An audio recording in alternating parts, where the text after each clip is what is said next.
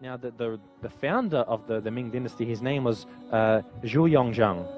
Now, he actually founded this dynasty, and he had in his, the whole army, he had 6 Muslim generals.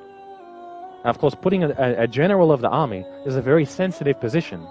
These are people, if you don't trust them, they can have a coup and overthrow you. He had 6 of his generals, they were Muslims. So he sent one of them, who was his most trusted general, to actually go and to continue fighting the Mongols.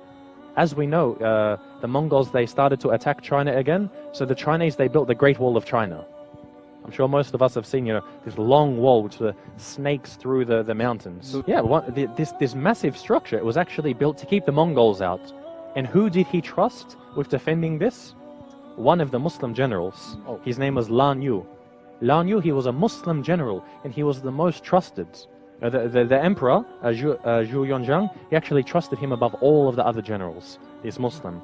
So what he did is he was the one responsible for defeating the Mongols.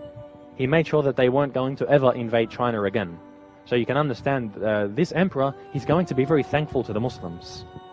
Now, you see an amazing thing that actually happened. This emperor, he had such a love for Islam. He had such a love for the Muslims that he actually wrote a famous poem. It's called the 100-word eulogy. It was a poem that he wrote in honor of the Prophet Muhammad sallallahu alaihi wasallam. And he actually commanded, because he built many masajid, again, because he was thankful to the Muslims. He wasn't a Muslim. I'm going to read to you his poem, and it's going to sound like this man's a Muslim from what he's saying. And Allah knows best what was in his heart. But at least he was thankful to the Muslims for defending his empire.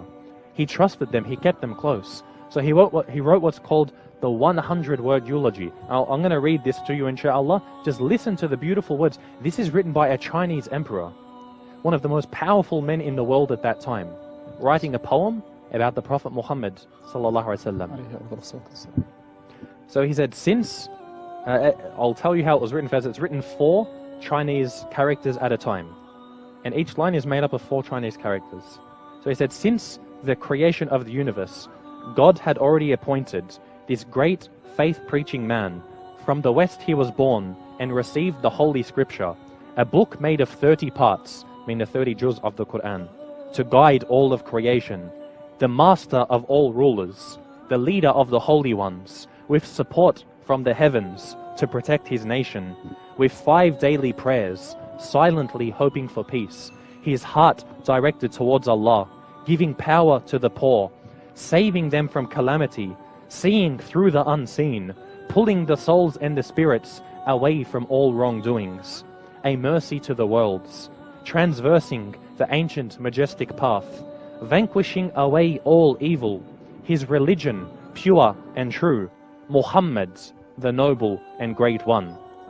Allah knows best. Really, when you hear these words, you can't help but think this is a Muslim. It really, you hear these words and you can't think, if he wasn't a Muslim, at least he loved Islam. Now what he did is, he actually established many masjids all around China. He built hundreds of masjids. And he said, I want this poem to be put in every masjid in China. And so you actually see some of the masajid until today, they still have this poem written by this Chinese emperor.